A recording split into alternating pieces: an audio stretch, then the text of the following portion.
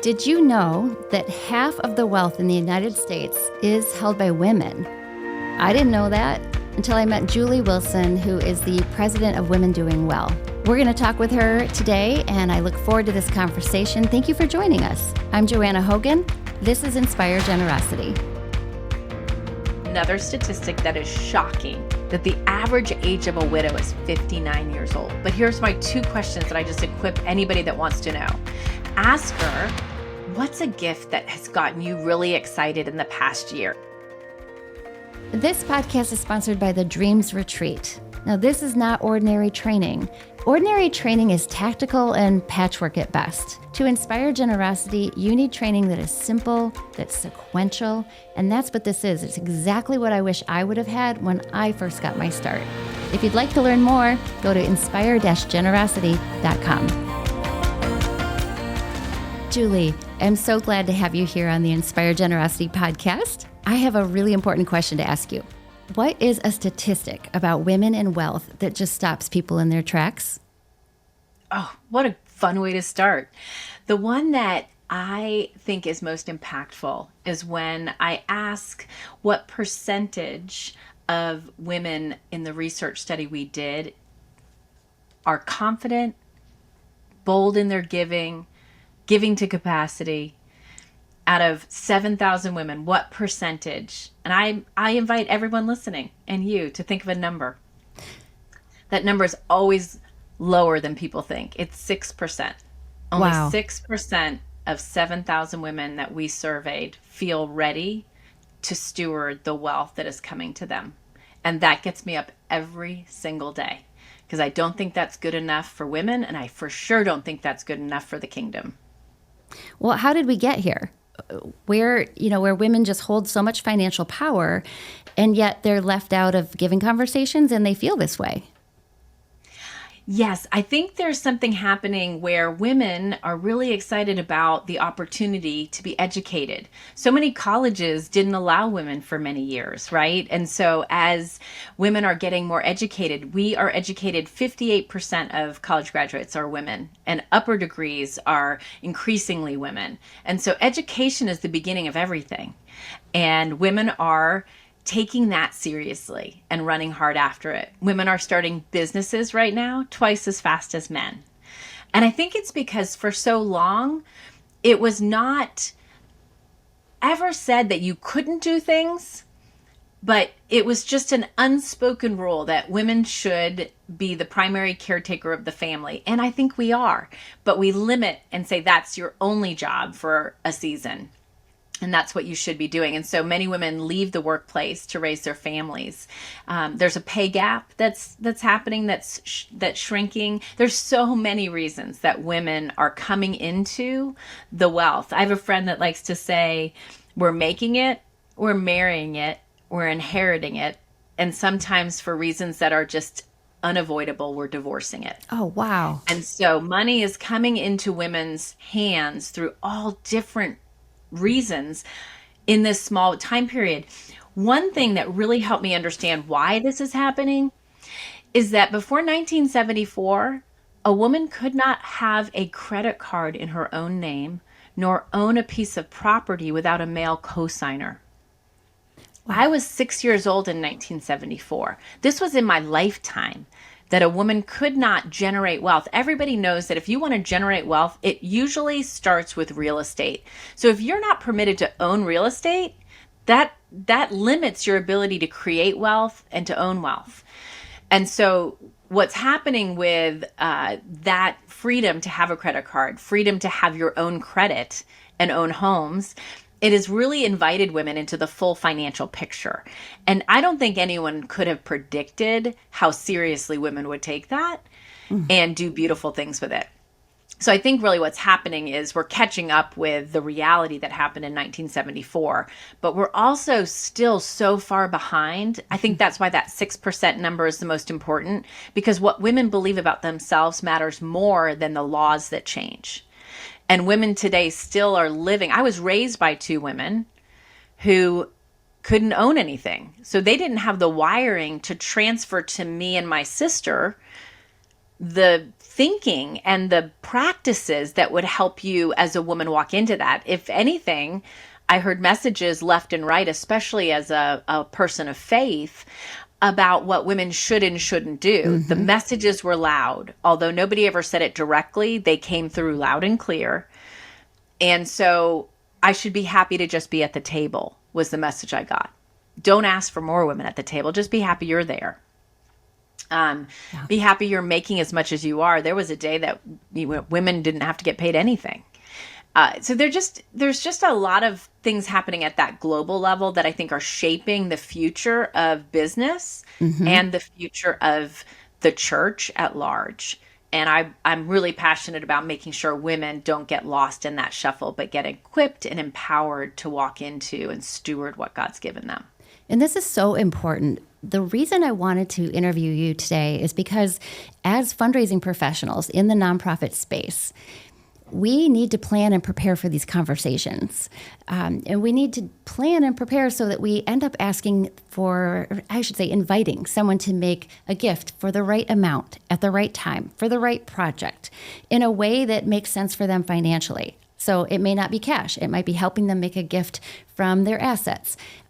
We have to have conversations about when do they make their gifts, to really find out how can we make this thoughtful? Because really, what I'm trying to do is teach people how to inspire generosity, not just fundraise, which means you need to find out what do people want to accomplish with their money? How do they make their decisions? How can we make this a joyful giving experience for them?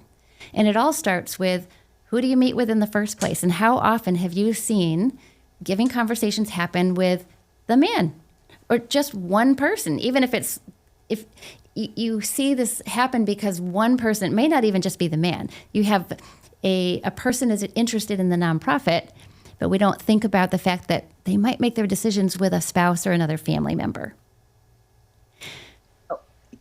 Yes, I think that this is very clear to women that their voice is interesting but not essential. So I very rarely see people talking without having the woman at the table, but often they're talking to him only because the perception is he's the one making the decisions. But research shows already that women are making the financial, even the giving decisions, or making the buying decisions. 80% of consumer purchases are decided by the woman. All the family vacations are decided by her. Disney changed their marketing plan in the 80s to address women because it was the woman planning the vacation. Sure, he had the job that paid for it, but she was making he trusted her to make those decisions. Yeah. And we found out NCF did a research study on giving practices of their community, and they highlighted some questions for women. And one of the things they found is that I think it's 7% women higher in the family are the decision maker for the giving. Isn't that interesting?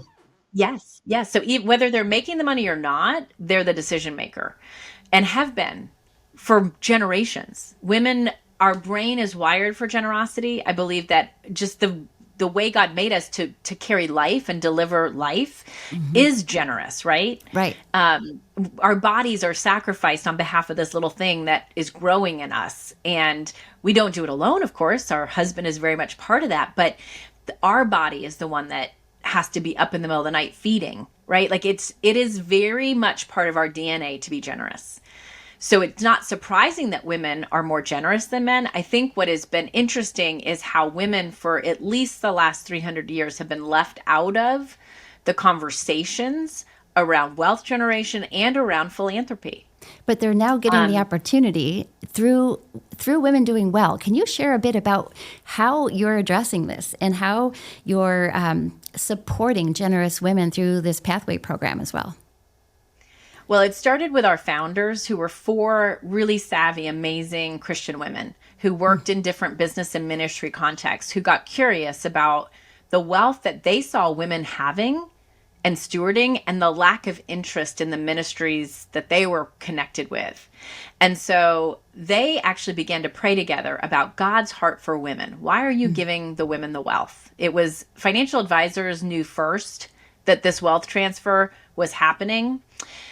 the boomers were the largest, wealthiest, most generous generation that ever lived. And they started generosity early in their life because we were coming out of the war times, right? Right. And they wanted to help build a country that had wealth and could bless others. That was their vision as boomers. The Gen X, which is my generation, is the smallest, least significant sandwich generation between these two large generations, because the millennials are now the largest and the wealthiest, as the boomers have been passing on and inheriting their the next generation. They've been skipping Gen X because we're generally okay. We have homes, we have good jobs, but they're seeing their grandchildren, the millennials, not being able to pay for a home, not get private school. So they're inheriting their grandchildren. So the millennials are the largest and wealthiest right now, but they're known as the super savers. They are not generous yet. And I believe that that's the greatest opportunity as fundraisers we've ever had, because we have the stewardship of those relationships and that invitation to connect them to our generous God first before our own needs. That's the biggest opportunity. Your needs matter, but if you will journey with that donor into connecting generously with a generous God, the money will follow. Money always follows ministry. So minister first, raise money second. And I think because of what's happening in the generations and the wealth transfer, we really have an obligation to see that women are leading the charge. So right now, women own more than half of the wealth in the United States. And that includes land and property and things, not just cash. By 2030, with the wealth transfer happening, that number will be 70%. Wow. So when you think about your donor base, if it's not 70% the woman you're talking to, you can be guaranteed you're leaving opportunity on the table.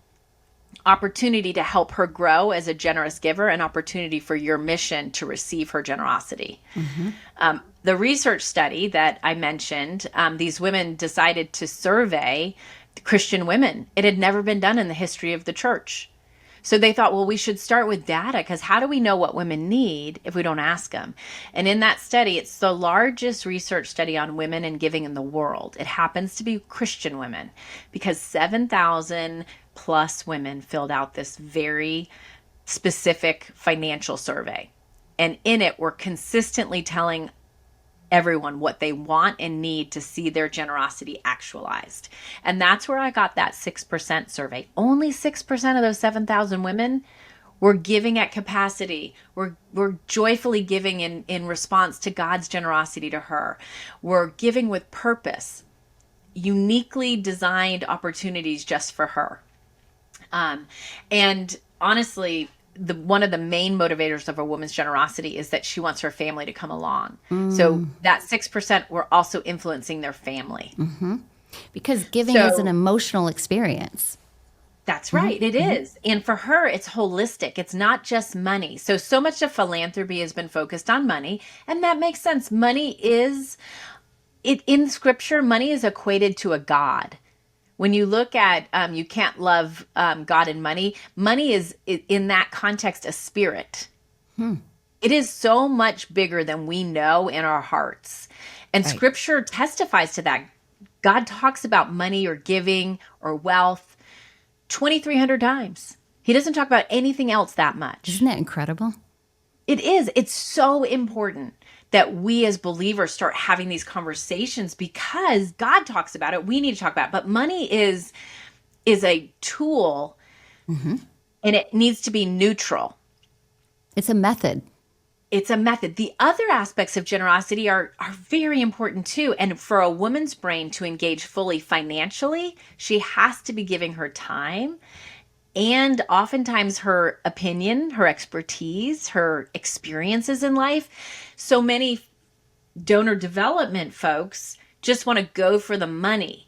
What they don't realize is oftentimes that short-circuiting her truest generosity, which comes and is actualized financially when you actualize the time she wants to give, the expertise she wants to give. And you really have to have a relationship for that to really flourish. And that takes time, and that's not efficient. And I get it. Our missions need money. I get it. But the long game is so much more fruitful for everybody. So don't you think that begins in the very beginning of the relationship? How you make that first connection? It's a great Right? question. I love most of the donor development people I know are men, and Oh, so interesting. uh-huh. That's interesting because nearly 80% of fundraising professionals are women, but it's the Oh, that's men. so It's the men though that are more likely to be in the leadership positions of fundraising. And you're yeah, talking about people who are asking for six-figure gifts, probably, yes, right? So you're yes, talking about more men. exactly. Sorry to Yes, interrupt I'm you, glad. but I just found No, that was that's interesting. good. That's Yeah. so good. Yes, it is. And actually, I do work with some of the leaders' teams, and those are primarily women. Again, I think that when we go into that conversation with a woman, they're so simple. But here's my two questions that I just equip anybody that wants to know.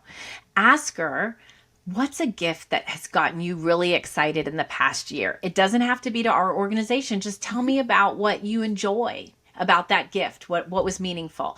So she'll tell you that story. The second question is a little more personal. You've been entrusted with a lot, and I'm so curious, how is your family feeling about the wealth you're going to eventually pass on to your children? What keeps you up at night? What Great about the question. money is concerning to you? Because then you're going to get values. And when you can unearth a value, that's something that's so innate in a person that if you can connect your mission to those values, it's going to be such a beautiful get to conversation. I call it get to giving, right? Like, because you're as a believer looking for places to invest. It's part of our invitation. And I think Jesus's generosity models, like, we need to be so much more in it like he was. But as you're talking with them, if you can identify ways that your organization and their passion and values line up, the conversation becomes almost self-directed by the giver. And they will likely be thanking you that you made those connections for them, because they're not invited to that very often. And I Right. hope that changes. But those are two really simple questions.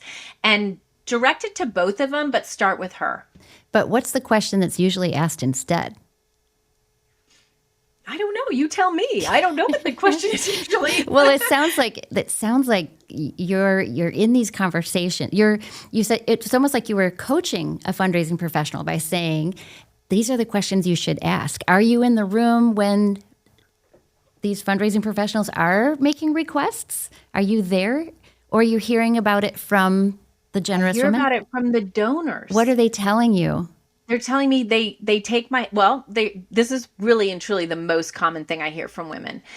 I am the one that initiated the gift because I heard about it from a friend, and I checked into it, and I told my husband we ought to give this gift. And so we wrote the check, and I wrote the check. It's from us, but I wrote the check.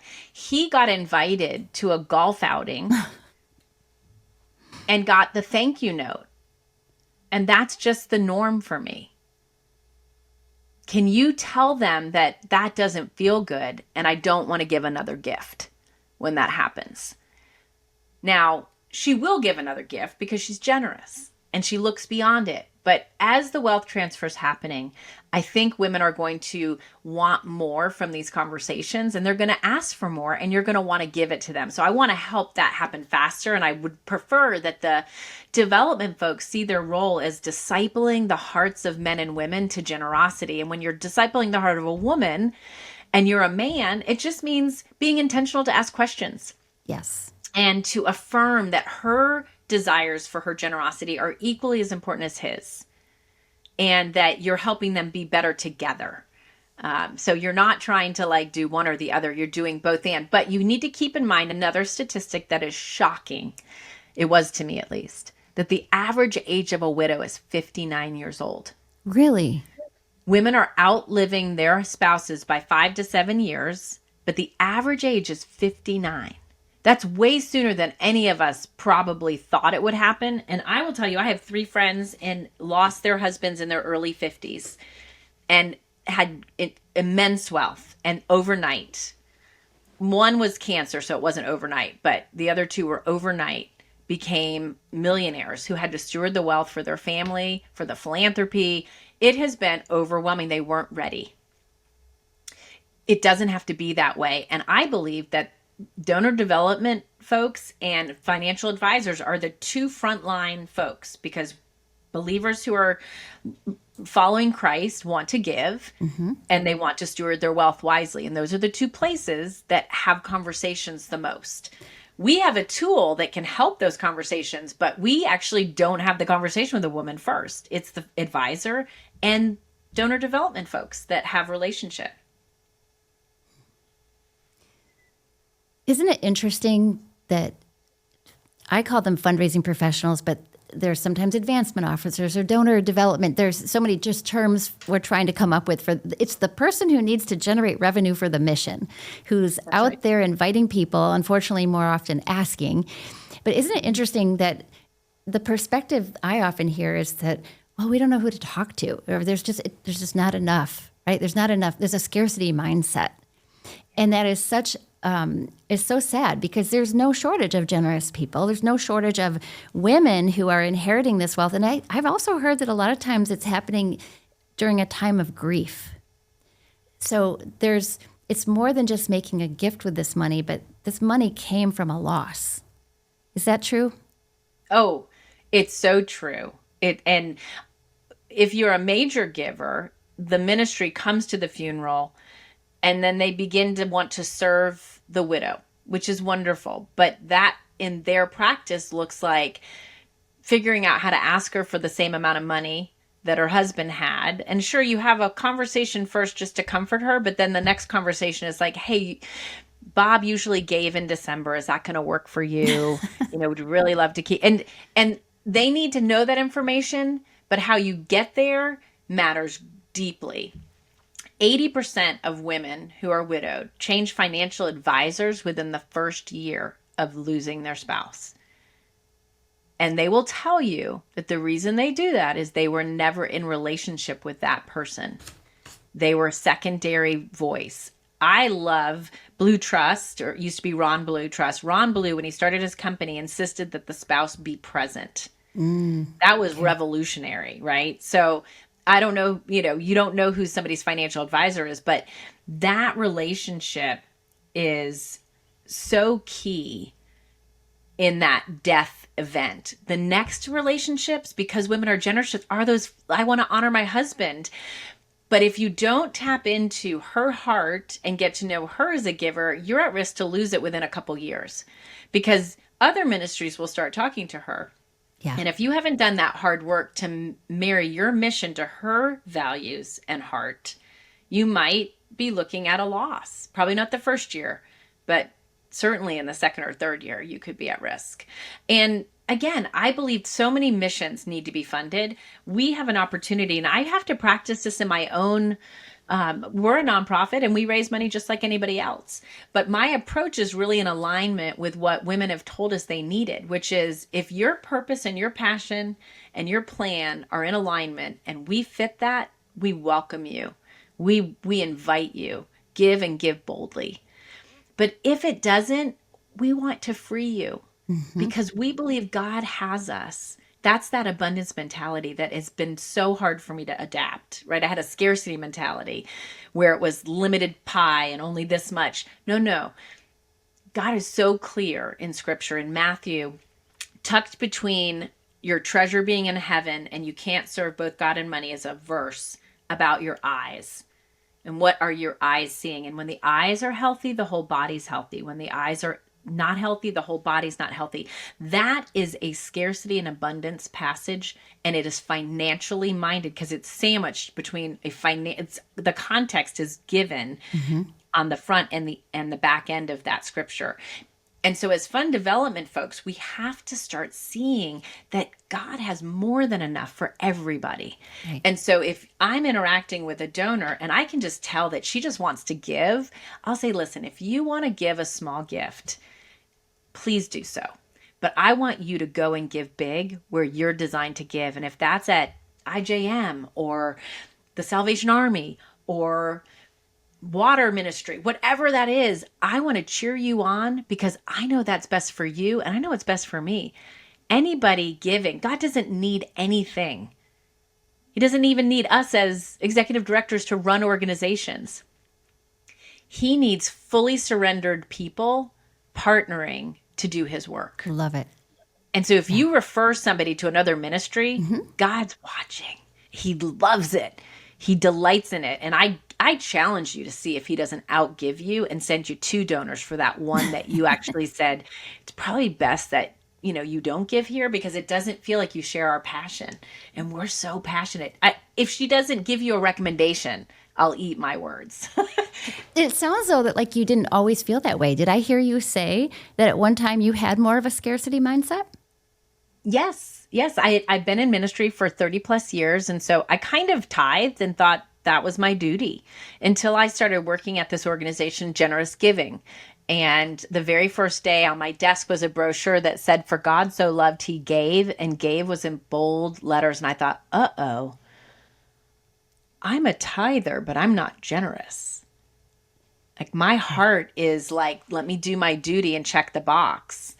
I love doing ministry and receiving other people's money so that I can then go and do good work and not have to worry about money. So I had let myself off the hook.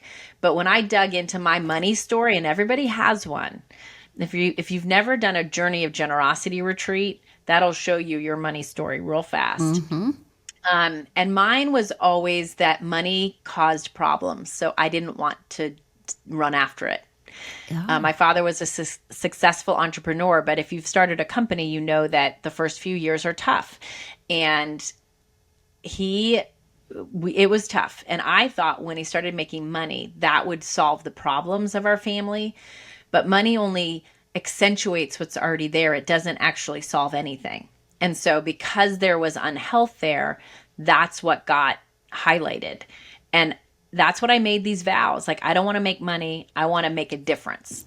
I want to make a big impact. So you need money to live. I want to have enough money to live, and I want to reach leaders. So I'm going to have nice enough things that I can fit into that community. I had it all, and it all got revealed for what it really was, which was a scarcity mentality. And I'm still very happy being in ministry, but I've had to really lean into my own generosity. And my husband is more generous than me, so he has it naturally. I practice generosity. But you're so self-aware. I love that. It's been such You've been a intentional journey about that. Right. And I've become a better giver as I've had to receive other people's giving to the mission that I work with. I've had to really learn that, a smaller gift might be more generous for one person than a larger. Like, there's just all this stuff we do with money. And you're on the front lines if you're in development. Like, you're having these really impactful conversations about a mission, but you could have more impactful conversations about their heart, your heart. And it can be a lifetime relationship that is such a blessing to everybody. I think that, well, first of all, I agree with you 100%. We all have a money story. And that's why when I created the Dreams framework and started teaching on this topic, or I started planning to teach, I realized that everything I'm teaching, I have to apply to myself first. And when I was just to be honest, I was journaling and saying, okay, God, I feel like I know a lot about generosity, but what do you want me to teach on generosity? And instantly the question came back to me about my own generosity. And I had to look at how generous am I, and how do I give, and what are the reasons? Sometimes we give out of guilt. Sometimes we give for reasons that aren't not necessarily so pure. And having to look at myself, every piece of this education that I've developed, I thought it was to help others, but it was like, nope, you got to look at yourself first. And so that's why I deliver my training in a retreat setting, because like you said, Journey of Generosity retreats are wonderful. And those are for the people who are on the side of giving, who are already, they have money to give, and they need to figure out how to align that with their values. But I think it's just as important for the fundraising professional to look at their money story, because more often than not, and I've experienced this when I was new, there's a bit of like, if you weren't born into money, or you don't have the ability, you've never had the ability to make even a $10,000 a gift, you can't even imagine making a 6-figure gift, then there's a bit of this, well, they're different than me. There's an intimidation factor that comes into play. And over the years, of course, I've learned, just like you said, more money it just kind of, I'm not sure exactly how you said it, but it just enhances who you already are. It doesn't make you different. It just makes me maybe more of who you already are.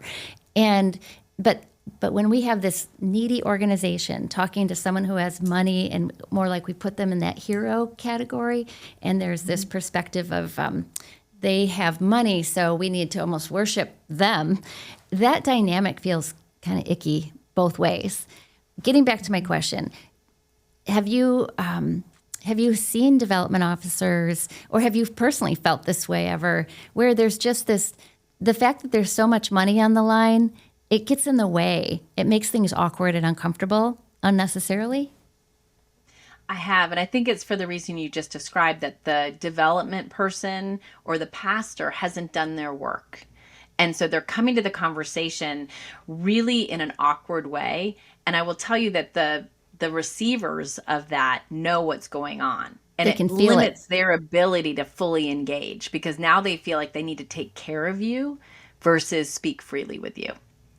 And so I mostly talk to women, but I am married to a generous man. And the sense is that it's isolating. Now they feel really lonely. They already feel lonely because they're stewarding more than they need, but now they feel really lonely because you're treating them funny. And they can't put words to it necessarily. It's in the but they feel alone. When money is actually a tool, just like time is a tool, just like sharing your experience, or even just a kind word, these are all tools in a generous God's hand. When we elevate one over the other, it creates a barrier, and then we're built for community. So that isolation is only coming from the enemy.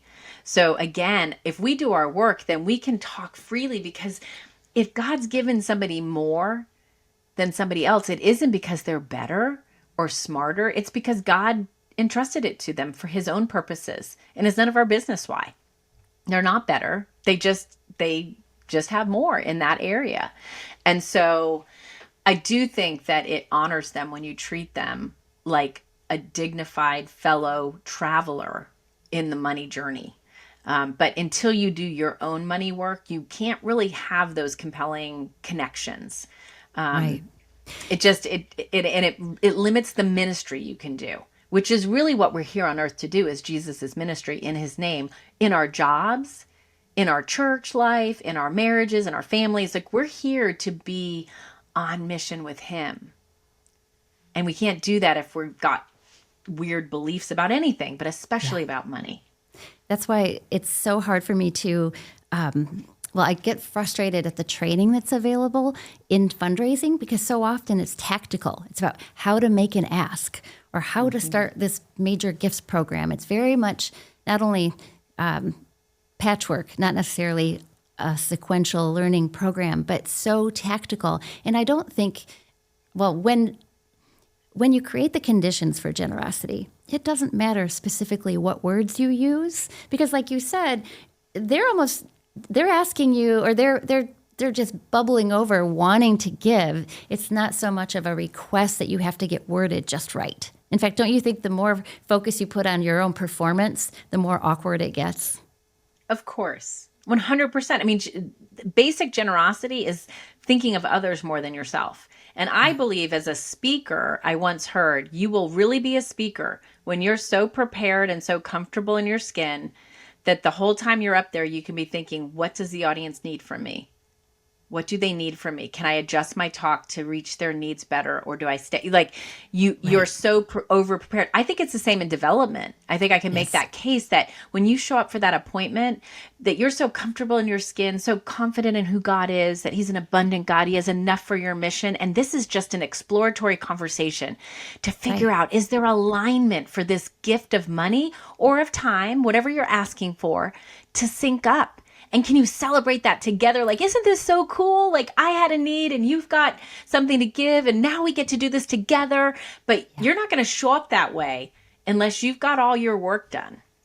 And that's what I think as professionals we're supposed to do. We need to do that work. That's our job. And then we get to see what God wants to, how he wants to show off for us.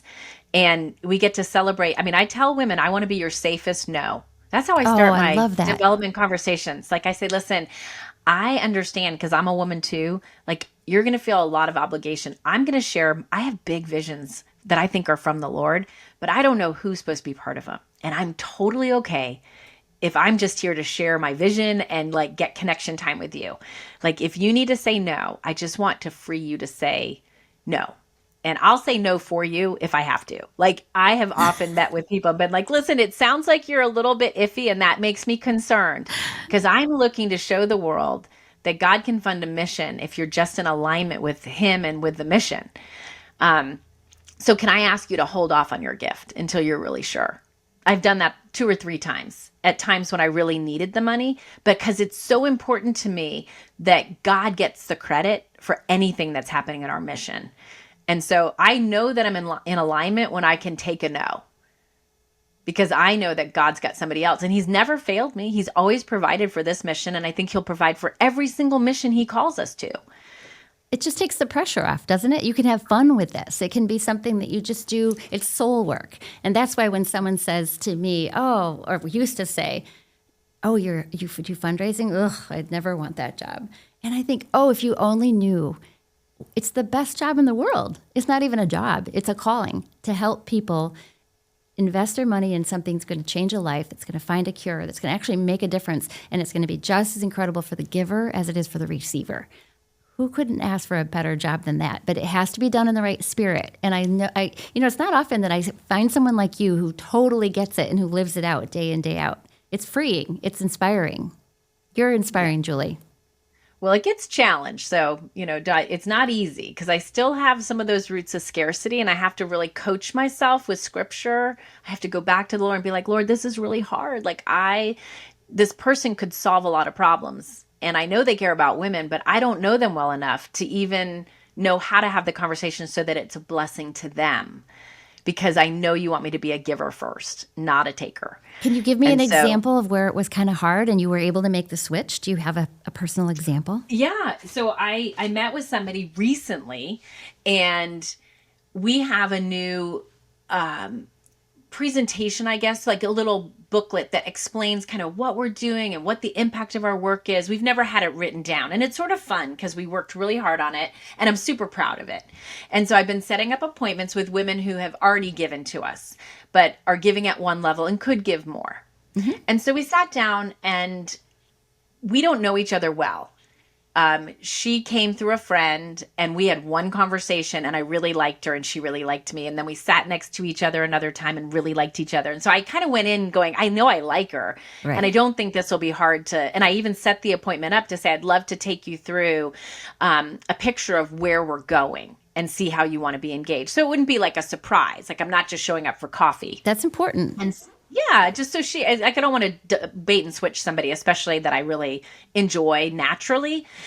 And when we got there, she and I really didn't know each other and she dove in deep. And I had another staff person with me and I thought, I need to not do this. This is a relationship time. I need to yes, I was very excited and I asked for permission, but the timing's off. It would be so distasteful.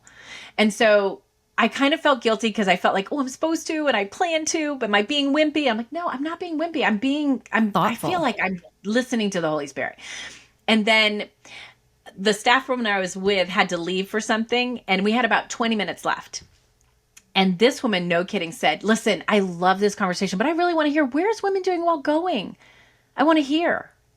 And I was like, that was worth waiting for. I said, well, we might have to have another phone call when I'm, because I don't live in her town. I said, but I'd love to take you through just the second part of this booklet, because the first part, because you were at our event, but let me share where we're going. And I was able to share and then have a follow-up conversation. So that was an example of where I had to sort of just really partner with the Holy Spirit. Like, what are you doing here, Lord? I wasn't expecting her to open up so much about her life. And it would just be so crass to be like, well, it's so great. Okay, well, there was just no transition that would make sense. I had to just be in there with her because that's what she needed. But then she transitioned the conversation and the Lord handed me this most delightful open door. And I went, oh, okay, well, I brought this stuff, but I wasn't going to do it because I just have loved our conversation. And I want you to know you come first. Like, I want to partner with what God's doing with you.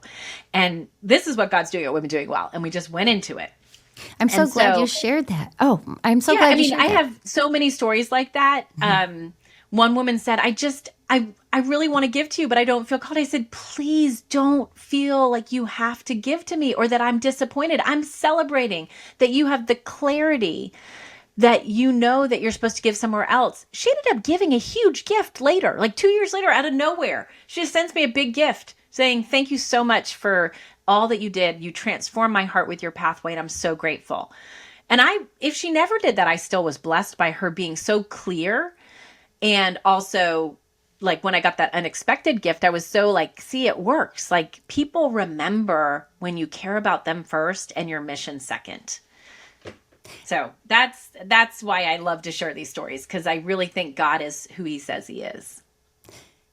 Before we wrap up, I want to give you a chance to explain to my listeners what the Pathway program is, because there might be someone who's never heard of Women Doing Well or hasn't heard of this program, and it's pretty special. Oh, well, those founders did the research, and that was pretty powerful to have in black and white exactly what women needed. And they said 3 things. They actually said 6 things that are the attributes of a woman who gives well, but they fall up under 3 marketing words: purpose, passion, and plan. Purpose is 2 things. It's her unique purpose that she's here on earth to live out, and biblically that she has something to give. Passion is 2 things. It is both her unique passion for the season she's in, and we define passion as what you care about and so much that you're willing to sacrifice for it, right? Like, it costs you something and you're okay with it because it's such a joyful gift. And the second part of passion is a barrier to her generosity is her family. So how do I share this with the most important people in my life, my friends, my family, and my community?